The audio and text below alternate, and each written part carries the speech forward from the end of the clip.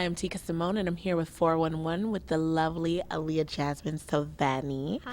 How are you, love? I'm doing well, thank you. Okay, so I heard that you were in South Sudan this summer, so please tell me what that was like for you. Southern Sudan was nothing that I expected it to be like when I went there initially. I thought it was going to be this very this place where everyone would have their heads covered, and it was going to be a really scary place with like bombs going off, kind of like how you'd imagine Darfur to be. But Southern Sudan was actually they just come out of this huge civil war, and they're trying to rebuild again. So I guess during the war, the entire place was completely leveled out, and there was no infrastructure, no buildings, no crops left, and everyone's kind of come back from Uganda, where they all had gone as refugees, come back and try to start rebuilding their lives. So you see cars again. People joke about how there's internally displaced people, but there's also internally displaced animals, because all the animals have started like coming back. Tell me about Suku. You met Suku in South Sudan. I want to know about her. Who is this young girl?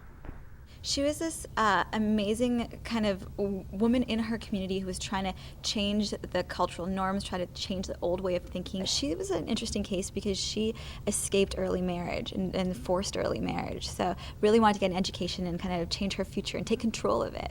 Tell me why young girls are being forced into early marriage. What is this all about? I think the big thing that happens in Southern Sudan and also in a lot of other places in the world is that when girls are married off at a young age, they get exchanged for riches. So in the case of Suku, she would have been exchanged for a certain amount of cows or a certain amount of goats, and then the family would be well off because they can use those cows and goats for milk, for food, for like a lot of things will end up helping build their economy, and they're struggling there. And I think girls like Suku are really, really trying to change that and change the mentality, because when you get married at such a young age, what it does is stop you from being able to go to school. You start a family, and then you don't end up getting the education. So I think it's a form of respect for women, and by going to school and not getting exchanged, you end up uplifting the women in that community and respecting them more. Okay, so AJ, on a lighter note, I heard that you got some sort of a marriage proposal. What's up with that? What's going on? So we had this guy who was escorting us, kind of like a security slash escort with us the whole time we were in Juba. His name was Paulino, and he actually offered 100 cows, which is like a really big deal, I swear.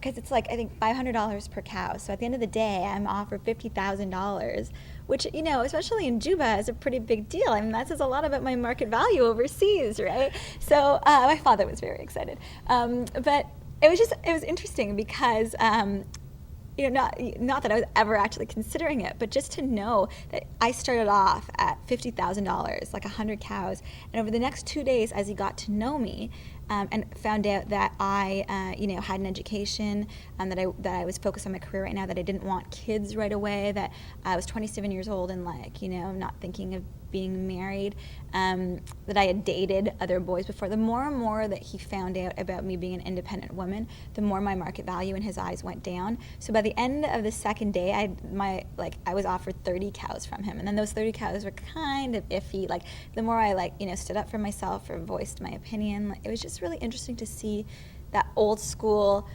kind of train of thought, because you're like, really, you want me to shut up and just be cute?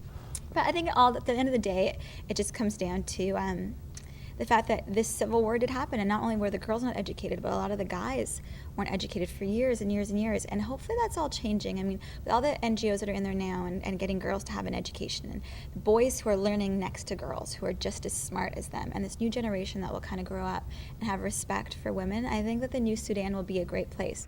I'm sure that this was a huge eye opener for you, as it was for me, as I'm sure it is for all of us. I hope that Southern Sudan just gets it together. It will. I think it will. Thank you so much, AJ. Thank you. Okay, and back to the studio.